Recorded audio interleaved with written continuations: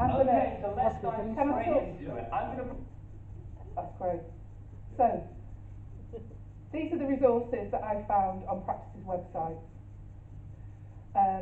Sorry, Practice's Facebooks about hay fever. And I think, you know, they're really good. I don't know if any of them are yours, because I just did a random search. So we can see two practices use the national resources. So the very professional pictures. If you remember last year, I told you they're really easy to make and all you need is Canva. And if you haven't downloaded Canva, get it. And if you haven't got the professional version, send them your NHS email address and you'll get it for free. You have to send them your email address, so don't be paying £15 a month, I think it is, for the pro version. So send them your email address. If you can, if you've got an email address that's like reception at Urban Village Medical Practice, use that one, not your own, so that they believe you. So you can make them yourself, dead easy, look really professional. And then the other two, the practices have tried to make their own, and I think the one with the nice pretty outside picture is really good, but they put lots of hyperlinks in there, and that's no good when it's in a picture. So just think about how your patients are going to utilise that.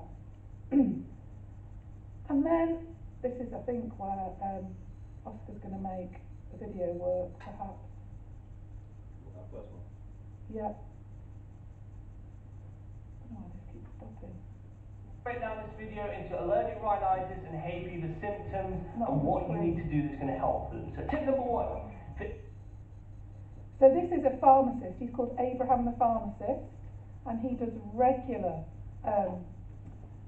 information videos that some practices share. And I just wanted to challenge you really to see whether you think your practice could do something better, or if you think sharing Abraham's stuff is just as good.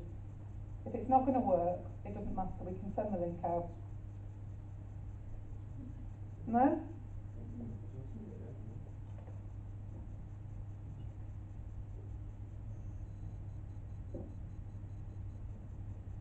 Oh, Oscar, we're putting you through so much stress this morning. Don't you worry.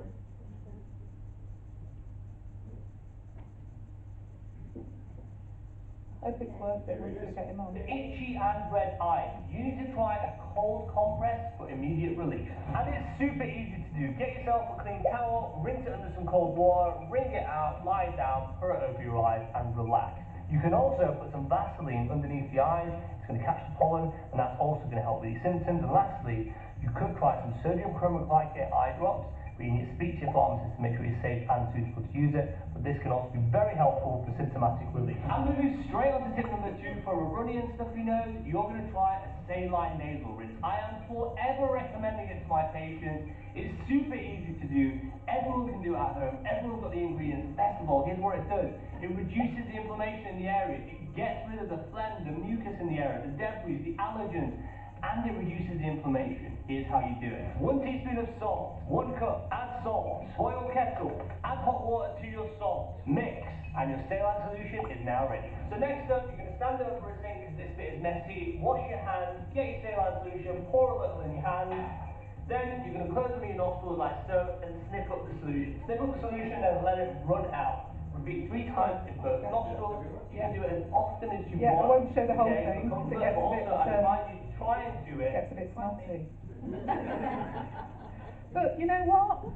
He might not be everyone's cup of tea, but if we got our in-house pharmacists, because quite a lot of us have got them as ACPs or pharmacists within our practice, when you say to a patient, do a saline nasal wash or whatever it is they tell you, you're kind of thinking, what?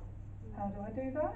But if we showed that trusted person that actually is going to ring up and do a meds check, if we made that a little bit more professionalised and put those kind of videos on our social medias, or even if within this area you've got one practice that's really good at this stuff, that you shared theirs, so we didn't have to do Abraham the pharmacist. He's good, he's alright. So then, I just wanted to show you, there he is, how we could also help people, our patients, to make a decision. And are we on the next one? So yeah, so if we get a vaccination reminder for one of our patients, one of our children, and there are a multitude of things, and there's probably more than 5 things that that family might decide to do. It might be the Mumsnet route, where they go on Mumsnet and they hear all about what poisons they're putting in us and how they definitely shouldn't come and have their vaccine. Or it could be the fact that they just think, yeah, the doctor knows best, I'll just go and have those vaccinations for my child. But there's a practice called the Brooke Surgery, who have done videos for all of these kind of things to help parents make that decision.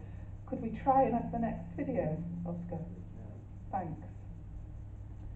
So this is the Brooke Surgery, they're in Hyde, and their GP does this just with an iPhone on a stand with a ring light behind it. So he doesn't do all of that fancy stuff that Abraham does, none of the kind of zooming in and zooming out.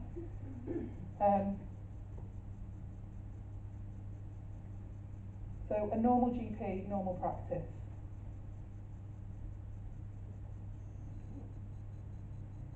Where's Hyde? Oh, it's going to be up north, isn't it, Joe? It's outside Manchester. Yeah, South Manchester. Yeah. It's where Harold Shipman was from. Oh. We won't talk about him too much.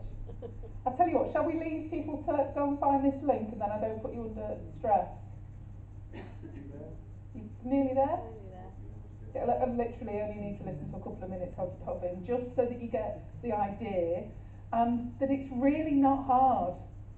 That if you've got a GP, and it really helps if it would be your GP or a practice nurse that would just sit in front of the camera for a few minutes and talk about it.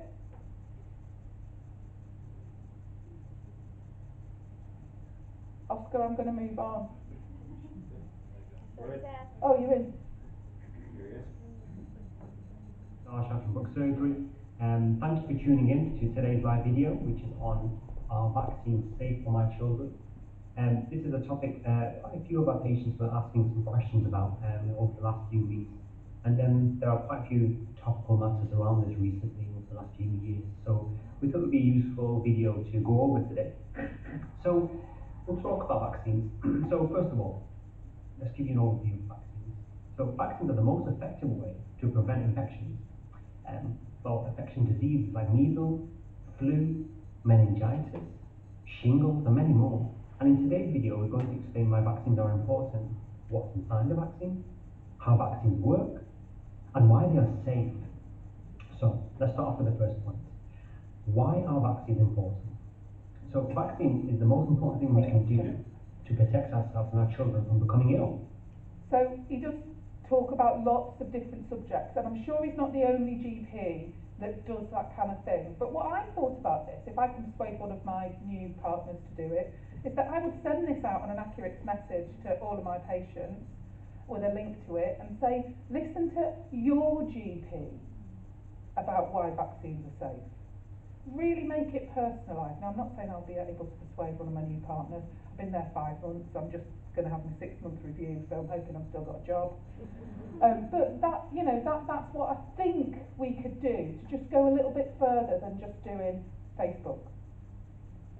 And then we all know we've got to look at some digital transformation and changes, and websites are something that we're particularly being looked at. CQC are interested in how we give information, what our websites look like.